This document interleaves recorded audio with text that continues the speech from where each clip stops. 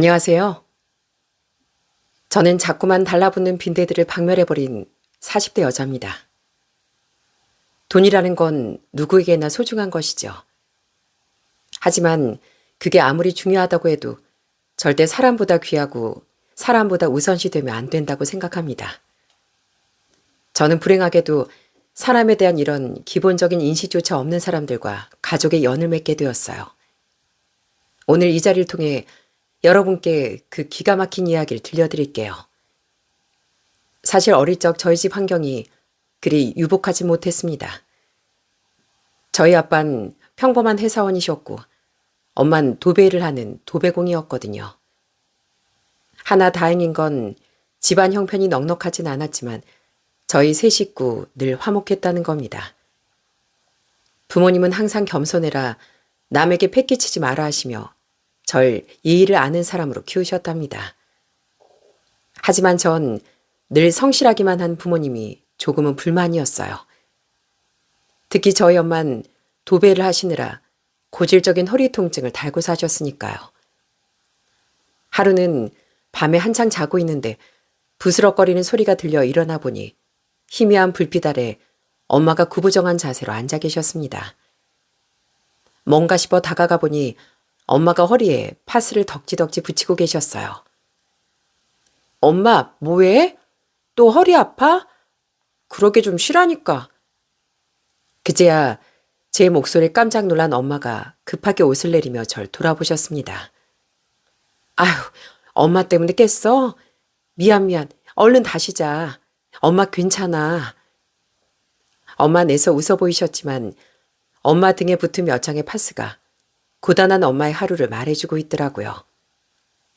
전 그렇게 성실하게 사시는 아빠 엄마를 봐서라도 정말 열심히 살아야겠다 다짐했습니다. 우리 딸은 이 다음에 어떤 사람이 되고 싶어? 장래 희망이 뭐야? 난 선생님이 되고 싶어. 그래서 아이들이 궁금해하는 거 다 알려줄 거야. 어릴 적부터 제 꿈은 늘 선생님이었습니다. 학교에서 아이들을 똑똑하게 가르치고 바른 길로 인도하는 선생님들의 모습이 동경이었거든요. 무엇보다 저처럼 어려운 환경 속에서도 꿈을 키워나가는 아이들에게 든든한 힘이 되어주고 싶었습니다. 가정 형편이 넉넉지 못해 남들처럼 비싼 과일 받거나 학원을 여러 군데 다닐 수는 없었지만 전 포기하지 않았죠. 낡은 문제집을 몇 번이고 반복해서 풀며 꿈을 향해 나아갔습니다. 아빠 엄마가 흘리신 땀방울이 헛되지 않도록 언젠간 교단에 서서 제가 받은 사랑을 아이들에게 돌려주는 사람이 되고 싶더라고요. 그래서 전 그렇게 대학을 졸업하고 드디어 꿈에 그리던 중학교 선생님이 되었습니다.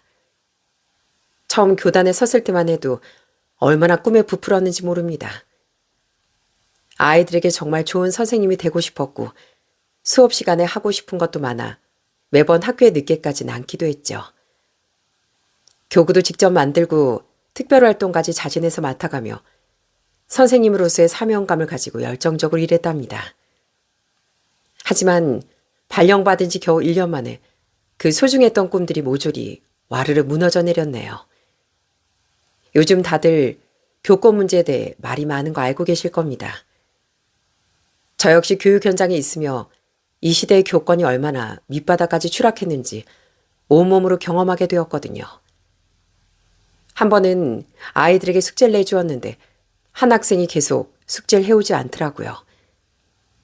전 교육적인 차원에서 숙제를 다 마칠 때까지 교실 뒤에 서 있게 했습니다. 그런데 다음 날 바로 학부모가 학교까지 찾아왔더라고요. 이봐요. 대체 우리한테 무슨 짓을 한 거예요? 내 아들 기를 죽여도 유분수지. 친구들 앞에서 망신을 주다녀. 이거 아동학대 아니야? 그 학부모는 교무실이 떠나가라 소리를 지르며 난리를 부리더군요. 언제가 또 한 번은 어떤 아이 책상 옆에 쓰레기가 떨어져 있길래 주우라고 시킨 적이 있었어요. 그런데 그날 저녁 바로 전화가 걸려왔더군요. 선생님, 왜 우리 귀한 애한테 청소를 시킵니까? 집에서도 방 청소 한 번 안 시키고 애지중지 키우는데 선생님이 뭔데 그런 허드렛 일을 시켜요? 사립학교라 그런지 몰라도 학부모들의 입김이 정말 강했습니다. 그때 더 실망스러운 건 학교 측의 태도였어요. 교장 선생님조차 학부모 말이라면 그저 네네 그렇죠 하며 비를 맞추게 급급했거든요. 전 교권이 추락한 걸 느낄 때마다 정말이지 통탄스러웠어요. 그래도 예전엔 잘못하면 선생님께 혼돈하고 친구들과 서로 도우며 학교에서 배우는 게 참 많았는데 지금 애들은 그저 자기 귀한 줄만 알고 친구나 선생님을 도울 줄을 몰랐거든요. 특히나 학부모들은 학교에 작은 문제만 생겨도 벌떼같이 들고 일어나 전화라거나 학교까지 쫓아오기 일쑤였습니다. 선생으로서 당연한 훈육을 한 것뿐인데 학생한테 싫은 소리 한마디 했다고 항의가 빗발치니 그때마다 전 죄인처럼 교장실에 불려가야 했었고요. 그러던 어느 날이었습니다. 한 학생이 휴대폰을 끝까지 내지 않고 수업 시간에도 계속 사용하길래 제가 강제로 휴대폰을 수거하러 간 적이 있었어요. 그러자 그 학생이 눈을 똑바로 뜨고 대들기 시작하더라고요. 선생님이 무슨 상관인데요? 제가 폰을 쓰건 말건 우리 엄마도 내가 폰하는 거 안 말리거든요? 선생님이 뭔데요? 학생이 소리를 지르며 따지는데 기가 막히더군요. 전 일단 다른 아이들에게 나쁜 영향이 갈까봐 핸드폰을 다시 돌려주고 쉬는 시간에 따로 이야기하자고 넘어갔습니다. 그랬더니 그 학생이 깔깔 웃으며 절 비웃는 게 아니겠어요? 겁봐요. 못 뵙겠죠? 쌤도 우리 엄마 무섭죠? 절 조롱하는 학생의 눈빛과 말투에 전 엄청난 충격을 받았습니다. 그날 이후로 학교 생활은 더는 지속하기 어렵겠다는 생각까지 들더라고요. 전 정말 아이들에게 좋은 선생님이 되고 싶어 선택한 길이었는데 제 마음은 갈기갈기 찢겨 무척 힘든 시간을 보내게 되었죠. 그렇게 비슷한 문제가 수도 없이 반복됐고 전 결국 교장 선생님과 면담을 하게 됐습니다. 그 자리에서 전 이때껏 참아왔던 모든 게 터져버리고 말았어요. 그때도 교장 선생님은 제 힘든 마음을 헤아려 주긴커녕 오히려 절 능력 없는 교사라고 타박했습니다. 김 선생, 괜한 분란 만들지 말고 학부모님도 하라는 대로 하세요. 사립학교가 다 그런 거 아니겠어요? 적당히 맞춰줘 학교도 조용하지. 자꾸 이렇게 분란 만들면 김 선생의 자질을 의심할 수밖에 없어요. 그 무책임한 말에 전 그동안 쌓아왔던 억울함과 분노가 한꺼번에 터지고 말았습니다. 저 더는 일 못하겠습니다. 우리나라가 언제부터 애들 비위만 맞추는 교육을 했었나요? 교권이 무너졌다는데 그 책임의 교장 선생님도 있으신 거예요. 요즘 학부모님 민원 때문에 교사들이 힘들어서 그만둘 사람이 한두 명인 줄 아세요? 이 학교만 해도 교장 선생님이 책임자답게 중간에서 선생님을 지킬 생각은 안 하고 무조건 학부모 학생 편만 드시잖아요. 제가 버럭 소리를 지르자 몹시 당황해 저만 외치는 교장 선생님을 뒤로 앉지 전 교장실 문을 박차고 나왔습니다. 그렇게 학교를 엎어버리고 사직서를 던지고 나왔을 때 가슴 한구석이 뻥 뚫리는 기분이더라고요. 왜 이제까지 참기만 했을까 싶기도 하고 그렇게 학교를 박차고 나온 전 조금 휴식을 가지다 얼마 후 학원에서 근무하게 됐습니다. 그런데 참 아이러니하게도 학교를 떠나 학원으로 오니 오히려 몸과 마음이 훨씬 편해지더라고요. 워낙 사교육에 목매는 사람들이 많다 보니 학부모들은 학교 선생님 말은 무시해도 학원 선생님 말은 끔찍이 여겼으니까요. 아이들도 학원에선 제 눈치를 보며 숙제를 꼬박꼬박 해오고요. 비싼 돈 들여 학원 다니는데 숙제를 안 해오면 본인들 손해라는 걸 알고 있었겠죠.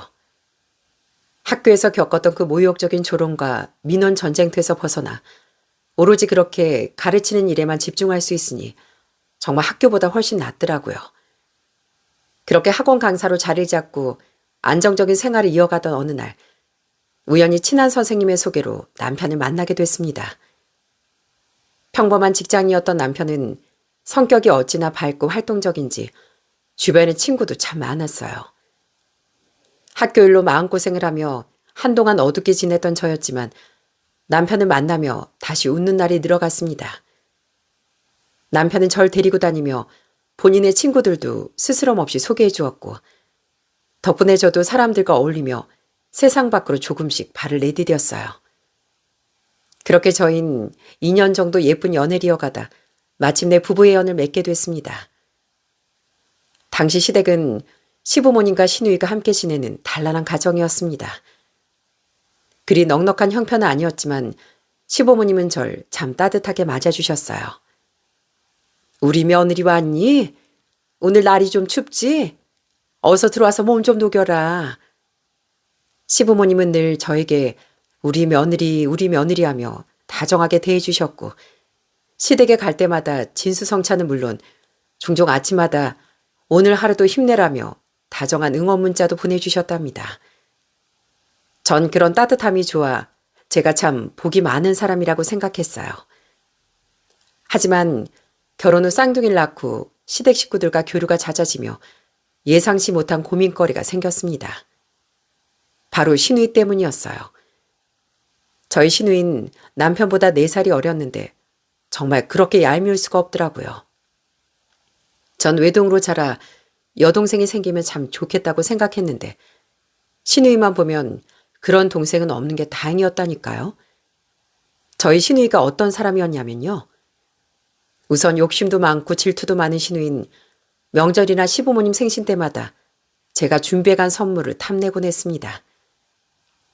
시부모님께 뭐라도 드리면 꼭 옆에서 자기도 갖고 싶다고 대놓고 말하곤 했으니까요. 한 번은 시모의 생신을 맞아 화장품 세트를 선물로 드린 적이 있습니다. 그런데 그때도 옆에서 지켜보던 시누이가 자기가 먼저 화장품을 뜯어보는 겁니다.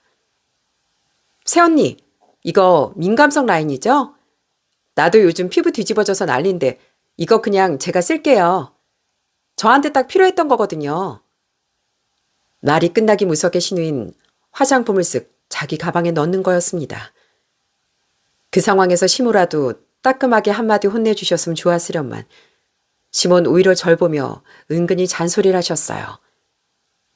이왕 사올 거면 2개 사오지 왜 하나만 사서 애를 서운하게 만드니? 네 시누이가 안 그래도 피부 때문에 고민이 많은데. 시모의 그 말 한마디에 전 완전 센스 없는 며느리가 된 것 같더라고요. 결국 그날 이후로 전 명절이나 기념일 때마다 시모 선물과 시누이 선물까지 2개씩 챙겨야만 했습니다. 언제가 또 하루는 시누이가 아이들이 보고 싶다며 저희 집으로 놀러 온 적이 있었거든요. 그 당시 아무래도 쌍둥이를 키우다 보니 선물 받은 육아용품이 거실에 한가득 쌓여 있었고 아직 뜯지도 못한 택배 상자들도 구석에 여럿 있었어요. 시누인 집안을 둘러보며 물건이 왜 이렇게 많냐며 눈을 동그랗게 뜨더군요. 새언니, 택배 아직 안 뜯은 것도 엄청 많네요. 이러다 뭐 하나 없어져도 모르겠어요. 시누인 장난처럼 웃으며 말했지만 전 뭔가 확실히 해둬야겠다 싶더라고요. 아니에요. 주변 분들이 신경 써서 보내주신 선물들인데 하나하나 다 기억해둬야죠. 나중에 저도 친구들한테 비슷하게 돌려줘야 하기도 하고요. 제가 그렇게 단호하게 대답했는데도 시누인 귀엽고 사골치고 말았네요. 아니 글쎄 그중 비싸 보이는 물건들을 몰래 훔쳐간 겁니다. 처음엔 저도 몰랐지만 자꾸 물건이 없어지는 게 이상해 의심하던 중이었거든요.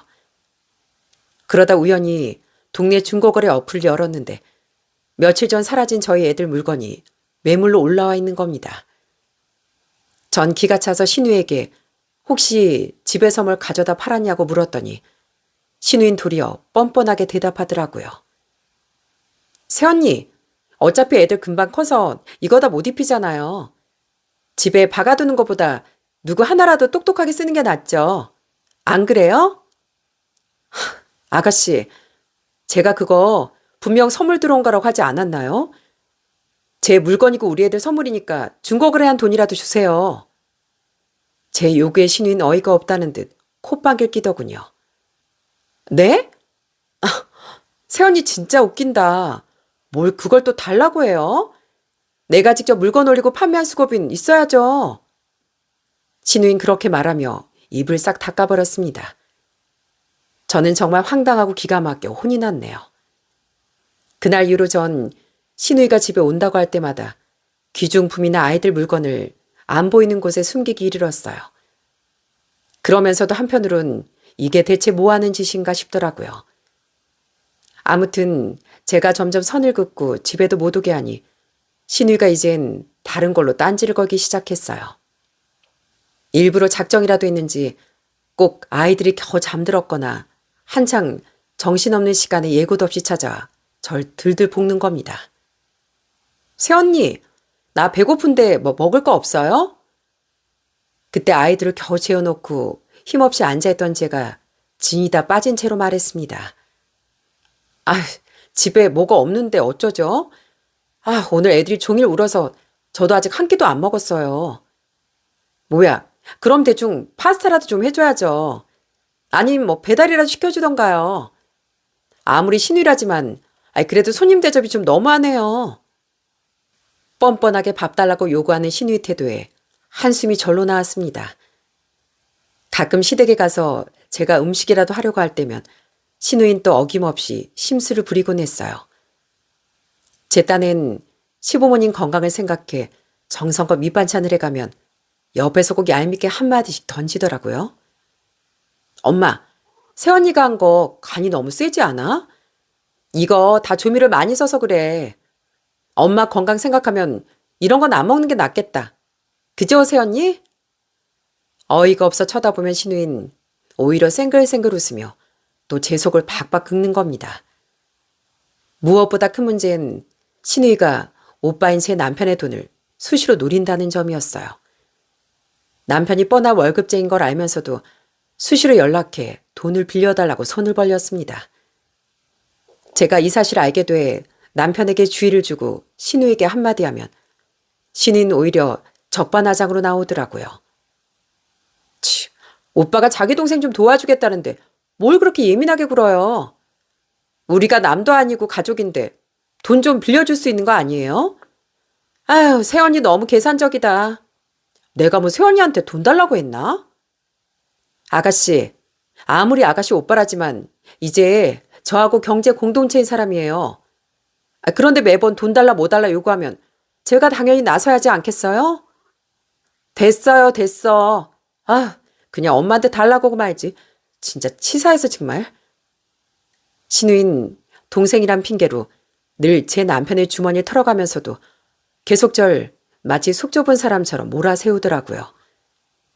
이러니 저도 신우라면 완전 학을 떼게 된 거죠. 그때 제가 예민할 수밖에 없던 이유는 그 당시 전 아이들을 낳고 자연스럽게 학원 일을 쉬게 되었거든요. 혼자서 쌍둥이를 감당하는 일은 생각보다 훨씬 힘이 들었고 몸과 마음이 지치며 결국 산후 우울증까지 겪는 중이었답니다. 다행히 친정엄마가 오셔서 아이들도 봐주시고 살림도 도와주신 덕분에 겨우 숨을 돌릴 수 있었는데요. 고생하는 엄마를 보며 마음이 쓰여 전 어느 날 남편에게 조심스럽게 말을 꺼냈습니다. 여보, 내가 생각해봤는데 엄마가 우리 대신 고생하는데 양육비로 한 달에 한 50만 원씩은 드리는 거 어때? 그런데 남편의 반응은 영 시답지가 않더라고요. 아주 피곤한 얼굴하곤 누가 봐도 내키지 않아 했죠. 뭐? 50만 원이나? 내 피 같은 돈을 주자고? 장모님이면 그 정도 그냥 해주셔야 하는 거 아니야? 뭘 가족끼리 그렇게 돈까지 드리고 그래. 남편이 단칼에 거절하는 모습에 전 조금 상처를 받았습니다. 게다가 남편은 저희 엄마가 와서 도와주신다는 핑계로 육아에도 전혀 참여하지 않았어요. 그 치사한 태도를 보며 전 하루라도 빨리 제 일을 다시 시작해야겠다는 오기가 생기더군요.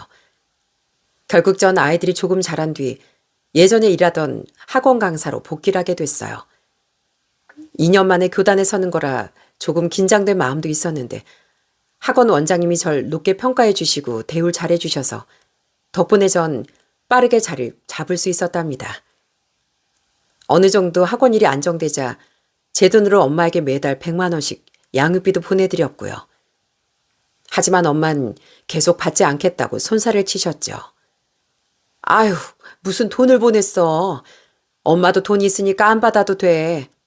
애들 키우느라 돈 쓸 때도 많을 텐데 그냥 너희 써라.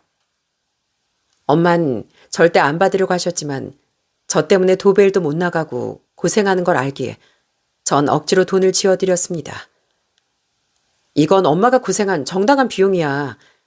그러니까 엄마가 꼭 받아줬으면 좋겠어. 이래야 내 마음도 편하고. 어? 그러니까 엄마 제발 받아주세요. 결국 엄만 고맙다고 하시며 그 돈을 받아주셨습니다. 이렇게 제가 돈을 벌기 시작하고 따로 나가는 비용들이 생기자 자연스럽게 남편 월급은 남편이 관리하고 제 월급은 제가 관리하는 각자 도생하는 구조가 되었어요. 하지만 시댁에선 아이들이 있는데 돈을 벌러 다니는 절 영 못마땅해 하시더라고요. 가끔은 일을 관두고 애들이나 보면 안 되냐고 묻기도 하셨고요. 그래도 제가 계속 일을 다니자 급기야 시몬 학원 강사라는 제 직업을 대놓고 무시하기 시작했습니다. 당시 남편 연봉이 5천 정도 되어 시모가 아주 기세등등하셨거든요. 니까지게 벌어봐야 얼마나 벌겠니? 자고로 여잔 남편이 벌어다 주는 돈으로 애들이나 잘 키우는 게 미덕이야. 내 아들이 돈도 많이 벌어다 주자니. 시몬 제 일을 폄하하는 말까지 서슴지 않으셨어요. 하지만 전 그런 무시 속에서도 이를 악물고 강의에 매진했죠. 그러다 보니 점점 더 학생들의 반응이 좋아졌고 어느새 전 지역에서 이름을 날리는 강사가 되어 있었어요. 그러니 당연히 제 월급은 어느덧 남편보다 훨씬 많아졌고요. 그렇게 몇 년을 또 일하다 보니 이제 제 학원을 직접 운영하고 싶은 욕심이 생기더라고요. 전 경거망동하지 않고 몇 년 더 남의 학원에서 일하다 드디어 제 학원을 차리게 되었답니다. 그동안 현장에서 쌓아온 경력이 많았기에 제 실력을 믿고 부딪혀볼 자신감도 생겼고요. 전 학원을 준비하며 실력 있는 선생님들을 한 분 한 분 정중히 모셔와 점점 모양새를 갖춰나갔고 개원 과정에서 친정도 도움을 받게 되었어요. 민이야, 이거 받아라. 다른 것도 아니고 애들 다니는 학원인데 돈 아끼지 말고 잘 준비해. 엄마 아빠가 우리 딸 새 출발 응원하는 마음에 주는 돈이니 절대 사양하지 말고. 엄마, 아빠, 이거 너무 큰 돈이잖아요. 제가 이걸 어떻게 받아요? 아유, 어떻게 받긴. 감사하게 받고 알뜰살뜰하게 잘 써야지. 엄마 아빠가 주는 돈은 받아도 되는 거야. 우리 딸한테 못 해주게 뭐가 있겠어. 나중에 알고 보니 엄만 제가 매달 들여던 양육비를 한 푼도 쓰지 않고 통장에 고스란히 모아두셨다. 딸이 큰일을 한다니 선뜻 그걸 내어주신 거였습니다. 그렇게 30 후반이란 나이에 맨 땅에 헤딩하듯 학원을 시작했지만 다행히 초반부터 원생들이 꽤 모였어요. 저는 제가 직접 발로 뛰며 전단지를 돌리고 정말 적극적으로 학원을 홍보했습니다. 무엇보다 함께하는 선생님들의 강의력이 워낙 훌륭하다 보니 금방 입소문이 나기 시작하더라고요. 특히 지역 맘카페에서 수업 잘한다는 글이 올라오기 시작하며 분위기가 아주 좋아졌죠. 우리나라의 뜨거운 교육률 덕분에 실력만 증명되면 학부모들이 구름처럼 몰려든다는 걸 몸소 체험하게 되었네요. 그렇게 개원한 지 3년 정도 지나자 학생 수가 감당할 수 없을 만큼 늘어났고 전 결국 3층 건물 위층에 공실하던 사무실을 바로 임대 계약을 해 학원을 확장하게 됐습니다. 우습게도 학원이 승승장구하며 규모가 커지자 절 무시하던 시댁의 대우가 눈에 띄게 달라지더군요. 명절에 내려가면 절 부엌대기 취급하며 니까지게 벌어봐야 얼마나 벌겠냐 하시던 시몬. 이제 친척들이 다 모인 자리에서 얼마나 제 칭찬을 하시던지요. 아유, 우리 며느리가 글쎄 얼마나 능력 있는 원장님인 줄 알아? 얼마 전에 학원도 확장하고 아주 애 엄마들 돈을 쓸어 모은다니까. 역시 내가 사람 보는 눈이 있었지. 우리 며느리 딱 처음 볼 때부터 크게 될 줄 알았어. 그러니 남들 보기엔 한없이 다정하고 좋은 시어머님으로 보였을 겁니다. 하지만 전 과거에 절 무시하던 말들은 기억도 안 난다는 듯 구는 그 뻔뻔한 태도에 헛웃음이 나오더군요. 신우이도 사사건건 따질 걸고 뭐 얻어갈 궁리만 하더니 이젠 제 눈치를 살피며 태세를 전환했고요. 하루는 신우이가 시모를 대동하고 학원까지 찾아온 적이 있었어요. 그때 시몬 한참이나 학원을 둘러보더니 제 눈치를 보며 슬쩍 말을 꺼내더라고요. 학원 인테리어를 다시 했다더니 참 좋구나. 아니, 다른 데 보니까 입구에서 애들 안내해주는 일도 있더만. 아니, 그건 그냥 앉아만 있어도 되는 일이잖아. 그러니까 그거 우리 딸 한번 시켜보는 게 어떨까? 정말 뻔뻔하게 심오하신 후인 학원에서 편하게 일하며 월급이나 축 내고 싶다는 식으로 굴었습니다. 예전엔 학원 강사를 그렇게 우습게 보더니 이젠 콩고물 좀 없나 찾는 그 모습이 참 가소로웠어요. 시댁 식구들의 뻔뻔한 태도는 이뿐만이 아니었답니다. 집안 대소사의 중심도 자연스럽게 저에게로 옮겨온 거 있죠? 예전엔 시댁 모임 장소를 정할 때 제 의견을 묻지도 않았는데 이제 시부모님 생신 때마다 먼저 연락을 주시더라고요. 우리 원장 며느리 바쁜데 이번 생일은 너희 가까운 데로 하자꾸나. 우리가 아예 거기로 가마. 밥 사주는 사람 말에 따라야지. 그치? 아유, 이런 시부모가 어딨겠어. 넌 정말 복 받았다, 얘. 그러면서 시몬 식당도 제일 비싼 곳으로 예약하라고 남편에게 은근히 압박을 주셨고 당연히 결제는 제 몫이 되었답니다. 그 뒤로도 학원 수입이 계속 늘어나자 남편은 기다렸다는 듯 회사가 구조조정 중이라느니 부도 위기라느니 온갖 핑계를 대며 사직서까지 던져버렸어요. 처음엔 미안한 기색이라도 보이더니 시간이 조금 지나자 슬슬절 설득하더라고요. 차라리 당신도 바쁜데 앞으로 내가 애들 케어할게.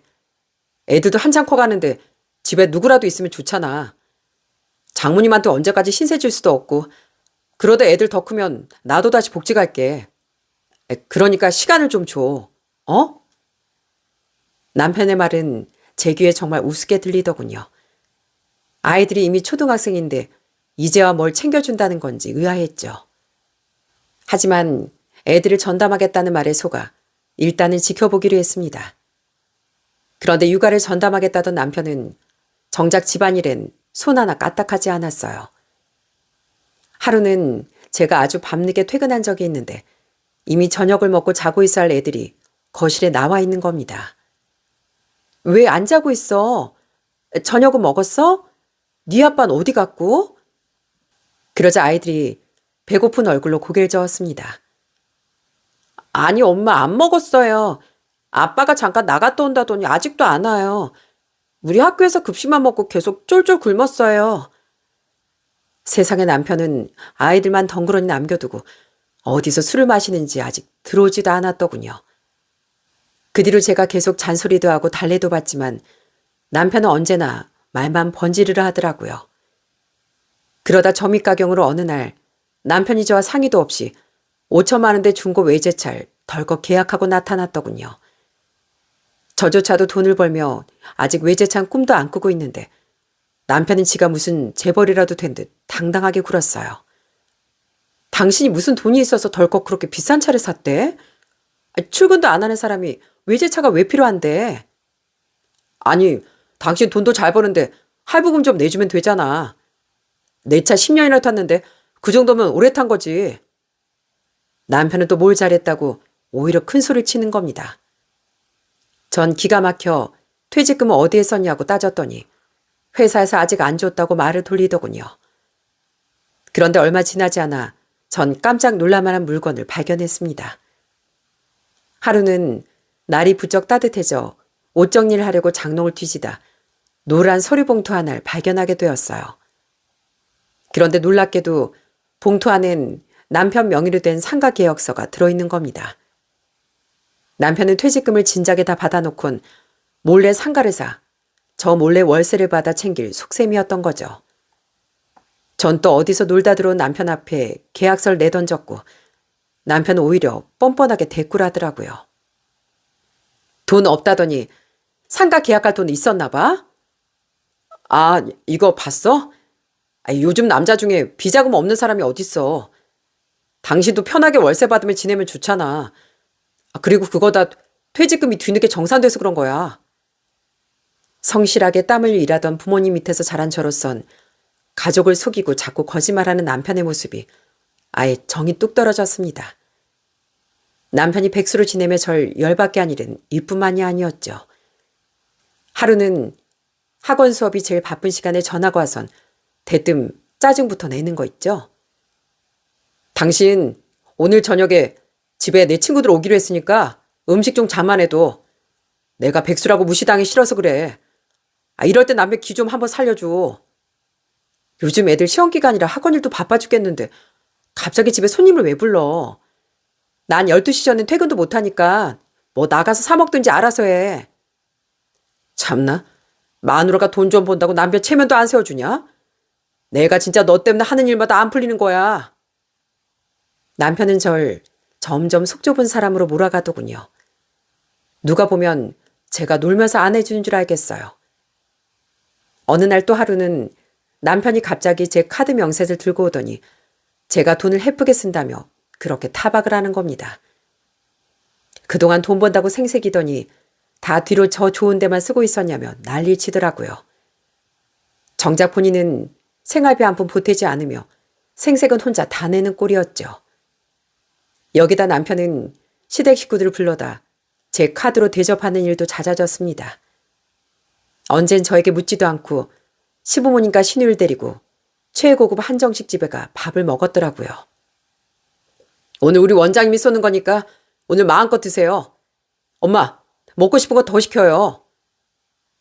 남편은 식구들 앞에서 제 카드를 들고 본인이 임신 쓰듯 생색을 다 내고 왔더군요.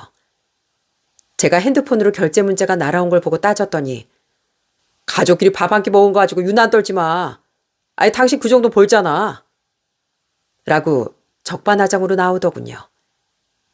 가장 기가 찼던 건 생활비로 쓰라며 준 체크카드에서 돈을 빼다 주식 투자를 한답시고 자꾸 헛돈을 쓰는 거였습니다.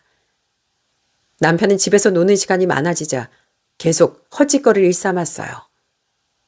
내가 이거 불려서 나중에 당신 편하게 해주려는 거 아니야. 그거 몇 푼 가지고 진짜 째째하게 군다. 남편은 계속 손해를 보는데도 미안하다는 말 한마디 없더군요. 오히려 시장이 안 좋아 그런 거지 본인 실력이 부족한 게 아니라고 끝까지 자존심만 세웠네요. 그런 남편을 보며 전 결혼 생활에 대해 심각하게 다시 고민을 해봐야겠다는 생각까지 들었어요. 남편이 왜 이렇게까지 신나서 제 돈을 쓰고 다니나 봤더니 사실 남편은 회사가 힘들어 그만둔 게 아니었더라고요. 제가 돈을 어느 정도 버니까 그게 믿는 구석이 되어 그냥 회사 다니기가 싫었던 거죠. 그러던 중 제가 정말로 이혼을 결심한 결정적인 사건이 터졌습니다.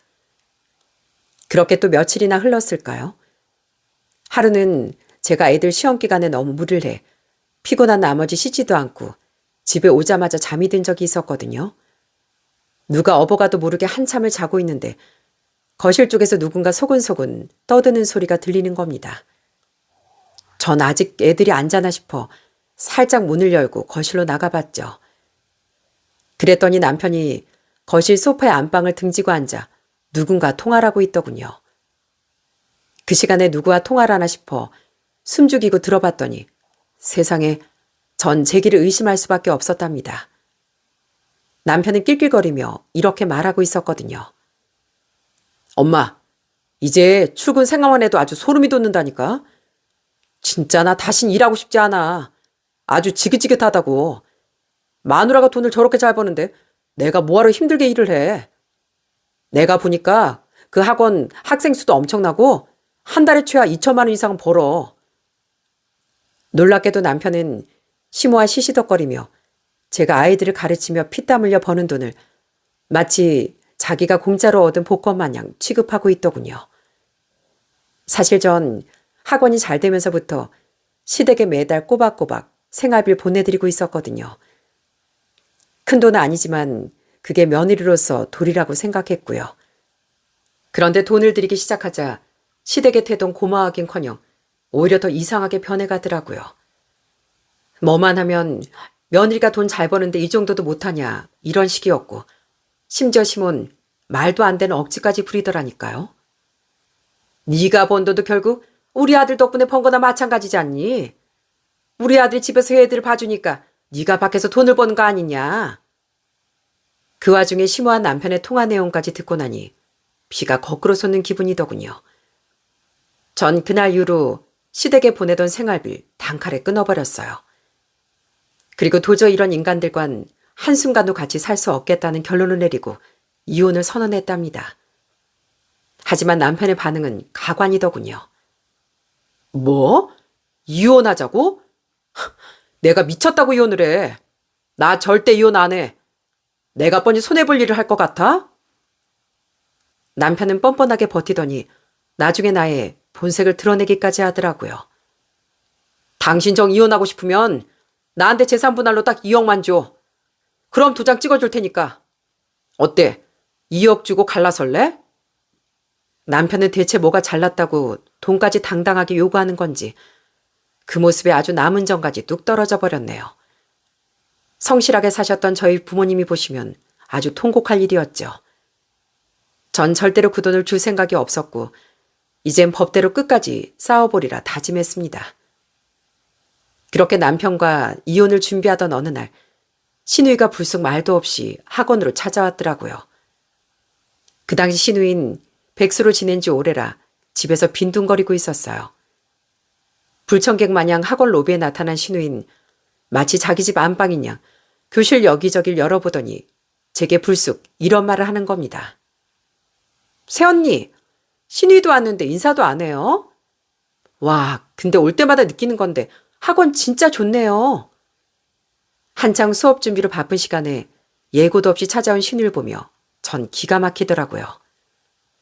아가씨가 이 시간엔 웬일이세요? 아, 언니한테 부탁할 게 있어서요. 바쁘다니까 용건만 간단히 말할게요.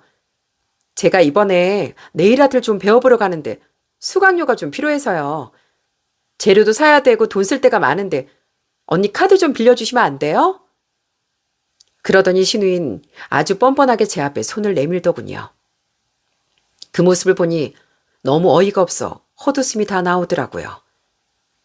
아가씨, 오빠한테 가서 달라고 하세요. 아가씨 오빠가 퇴직금으로 상가 산 거 몰라요? 거기서 월세도 나올 텐데 왜 나한테 와서 이래요?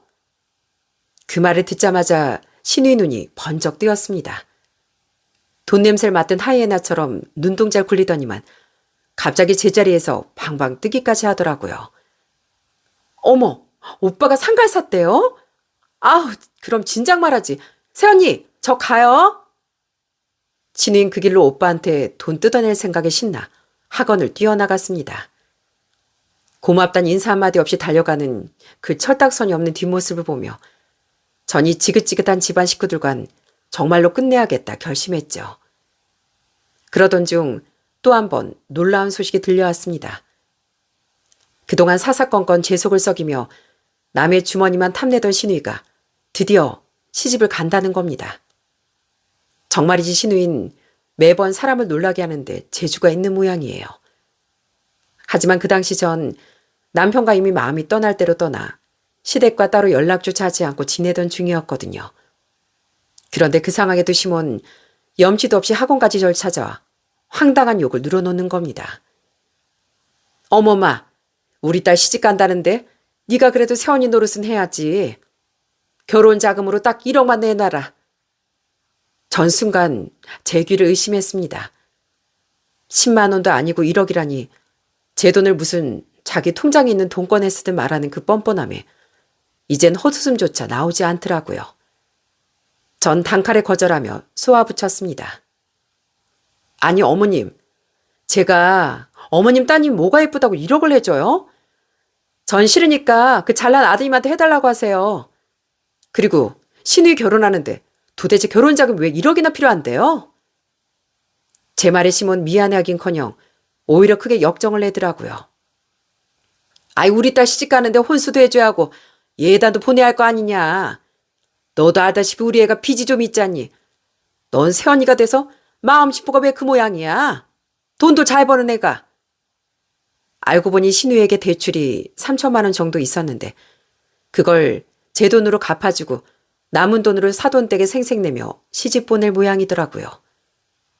저는 더는 들을 가치도 없다고 판단해 시몰 쫓아내버렸습니다. 저는 그럴 돈도 없고 마음도 없으니까 당장 가세요. 조금 있으면 학원생 들어오니까 가시라고요. 그런데 다음 날 정말 기절초풍할 일이 벌어지고 말았습니다. 그날은 평소보다 일찍 퇴근하고 집에 왔는데 애들 학교 시간이 한참 지났는데도 집안이 조용한 거예요. 애들이 낮잠이라도 자나 싶어 방문을 열어봤더니 집에 있어야 할 쌍둥이들이 보이질 않는 겁니다. 전 가슴이 철렁 가라앉아 남편에게 전화를 걸었더니 남편은 대수롭지 않은 듯 빈정거리며 대답하더라고요. 애들, 엄마가 데려갔는데 할머니가 손주 보고 싶어서 데려갔다는데 무슨 문제 있어? 왜 사사건건 난리야, 사람 짜증나게. 시모는 그날이 마침 금요일이라는 걸 알고 다음날 학교에 안 가는 날을 골라 작정을 한 게 분명했습니다. 저는 놀란 마음에 손이 떨리는 걸 참으며 당장 시모에게 전화를 걸었어요. 어머님, 왜 말도 없이 애들 데려가세요? 제가 얼마나 놀랐는 줄 아세요? 당장 애들 돌려보내세요. 제 외침에도 시몬 기세등등한 목소리로 대꾸했습니다. 네가 뭔데 이래라 저래라 해야. 이 시집안 핏줄 내가 키우겠다는데 네가 뭔 상관이냐고. 너 감히 내 말 무시했지? 애들 보고 싶으면 1억 보내든가. 돈 들어오기 전까지 애들 절대 못 보내. 유치하게도 아이들을 볼모로 돈을 요구하는 시모의 행동에 정말 소름이 끼쳤습니다. 하지만 저도 예전처럼 당하고만 있을 바보가 아니었죠. 전 오히려 아주 차분하고 즐겁다는 듯이 말했어요. 그래요 어머님. 그럼 그 잘난 이씨 집안 손주들 어디 한번 잘 키워보세요. 덕분에 저 학원 일에 더 집중하고 취미생활도 할 수 있겠네요. 안 그래도 집에서 애들 보느라 너무 힘들고 지쳤었는데 어머님 그 수고를 덜어주신다니 정말 고맙네요. 당분간 아예 찾지 않을 테니 마음껏 데리고 계세요. 제 예상치 못한 반응에 수학이 넘어 시모의 당황한 목소리가 들려왔습니다. 뭐라고? 야, 너 그러고도 네가 엄마니? 어떻게 애들을 안 찾겠다는 소리를 해?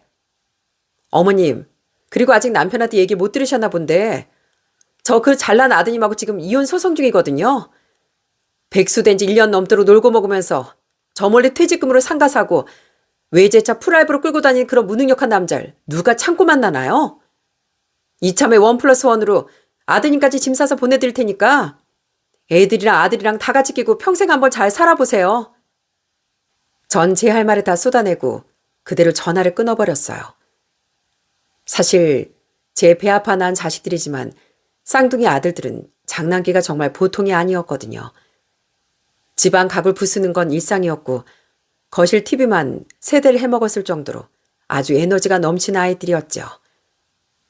다행히 저희 집은 1층이라 층간소음 걱정 없이 키웠지만 시댁은 층간소음에 예민한 일반 아파트였습니다. 혈기왕성한 애들이 그 좁은 집에서 뛰어다니니 아랫집에서 층간소음 민원이 빗발친 건 안 봐도 비디오였고 먹성은 또 얼마나 좋은지 시모에게 시도 때도 없이 배고프다고 밥 달라고 아우성 쳤을 게 뻔했습니다. 그래서 전 애들한테 미안했지만 이 상황을 역으로 이용하기로 했죠.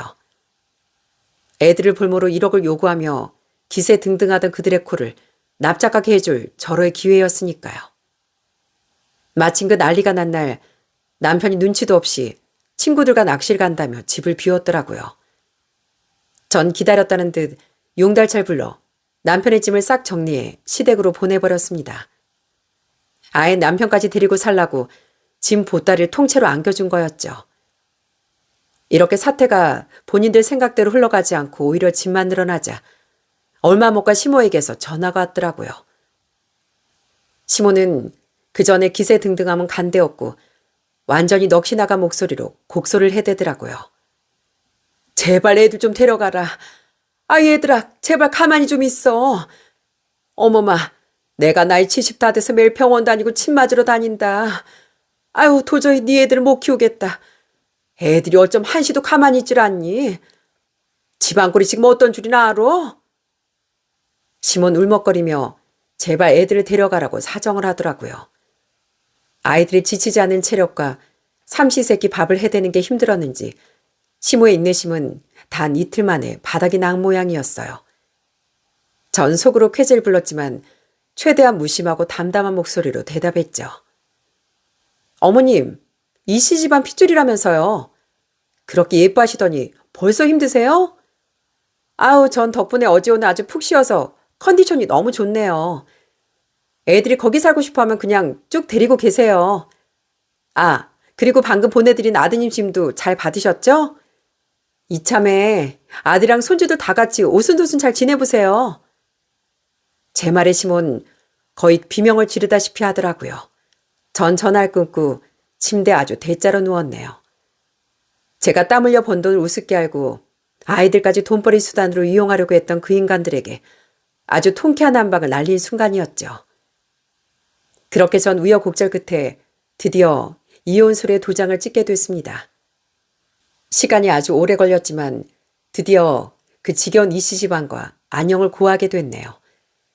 끝까지 제 돈을 탐내며 버티던 남편은 제가 소송을 끝까지 밀어붙이자 마지막까지 옹졸한 자존심을 내세우며 큰 소리를 치더라고요. 참나, 그래, 이혼하자, 이혼해. 나도 친구랑 크게 사업하기로 했거든. 나도 당신 없이도 잘 살아.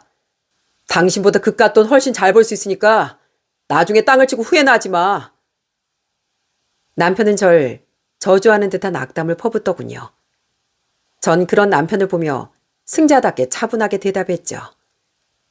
그래, 제발 애들 아빠로서 부끄럽지 않게 양육비나 꼬박꼬박 보내. 그게 당신이 할 마지막 돌이니까. 내가 당신 잘 되라고 기도 못하겠지만 우리 애들한테 상처 주는 꼴은 나 절대 그냥 안 넘어가. 하지만 이혼한 지 2년이 다 지나서도 양육비는 단 한 푼도 들어오지 않았답니다.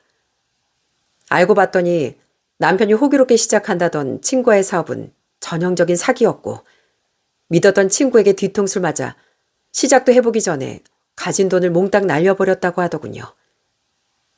게다가 저 몰래 샀다던 상간 위치가 좋지 않아 7개월째 공실로 방치되어 있었고 수익은커녕 매달 엄청난 대출이자만 쏟아부으며 허덕이고 있답니다.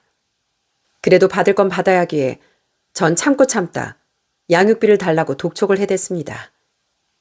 그러자 남편은 예전에 기세등등하던 모습은 온데간데 없이 다 죽어가는 목소리로 애걸복걸하는 거예요. 왜 그래 진짜. 나 지금 상가가 안 나가서 미치겠다고. 이딴 걸 왜 사는지 모르겠다니까 정말. 나 지금 죽지 못해 살고 있어. 애들 양육비는커녕 당장 내 목구멍이 풀칠하기도 힘들다고. 말 그대로 남편은 폐인 같은 생활을 이어가고 있었어요. 재산 분할로 챙겨간 돈조차 똥파리 같은 놈들에게 속아 동업자금으로 다 날렸다는 소문이 파다했죠. 남편이 조금만 더 가정적이고 아빠로서의 역할을 고민했다면 제가 이렇게까지 독한 마음은 먹지 않았을 겁니다. 아내가 성공하니 기다렸다는 듯 지 멋대로 일을 그만두고 거짓말과 사기를 일삼으며 무임승차하려고 했던 대가를 남편이 이제야 톡톡히 치르고 있는 셈이죠. 또 한 가지 재미있는 사실은 신우이 소식입니다. 그 기세등등했던 신우이도 결혼 8개월 만에 이혼을 당해 친정으로 돌아왔다고 하더군요. 남에도 무서운 줄 모르고 제 멋대로인 그 성격에 생활력까지 하나 없으니 어쩌면 당연한 결과였습니다. 시댁 식구들은 이제 서로를 탓하며 매일같이 지옥 같은 하루를 보내고 있을 게 분명합니다. 반면 전 이제 부모님을 편히 모시기 위해 넓고 채광 좋은 아파트를 장만했네요. 요즘 아이들과 부모님 그리고 저까지 저희 5 식구는 웃음이 끊이지 않는 집에서 행복한 매일을 보내고 있답니다. 할머니, 제가 허리 안마해드릴게요. 저 힘 완전 세요. 얼른 여기 누워보세요. 아이고, 우리 손주 힘도 좋지. 그래, 어디 시원하게 안마 좀 해다오. 감사하게도 저희 학원은 지역에서 실력 좋은 학원으로 자리를 굳혔고 전 오랫동안 절 믿고 함께해준 선생님들께 업계 최고의 연봉과 복지를 제공하며 그렇게 가족처럼 끈끈하게 지내고 있답니다. 저희 쌍둥이들도 이젠 제법 커서 엄마 고생한 줄 아는 든든한 효자들이 되었고요. 제가 퇴근하고 들어오면 설거지도 해놓고 자기들 방 청소도 알아서 싹 해놓더라고요. 정말 애들 다 키웠나 봅니다. 제가 이 자리에서 이렇게 잘 살 수 있는 건 모두 저희 부모님 덕분이라고 생각합니다. 저에게 늘 성실하라고 일러주시고 정직하게 사는 삶의 가치를 일깨워주셨으니까요. 정직하게 흘린 땀은 결코 배신하지 않는다는 말은 바로 이럴 때 쓰는 말이겠죠? 저는 저희 아이들에게도 학원에 다니는 아이들에게도 지금의 깨달음을 열심히 앞으로도 가르쳐 보겠습니다. 제 사연을 끝까지 들어주신 여러분께 진심으로 감사드립니다. 언젠가 또 좋은 사연을 보낼 날이 오길 바라겠습니다. 들어주셔서 감사합니다.